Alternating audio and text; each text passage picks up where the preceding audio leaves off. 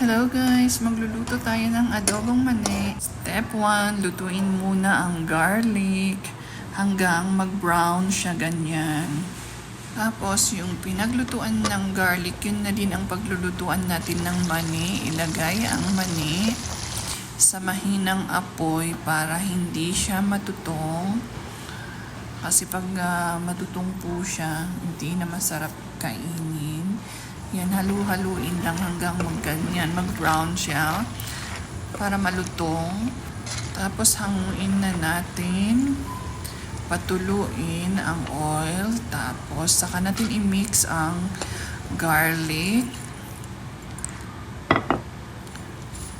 Halu-haluin, tapos ilagay ang asin at asukal.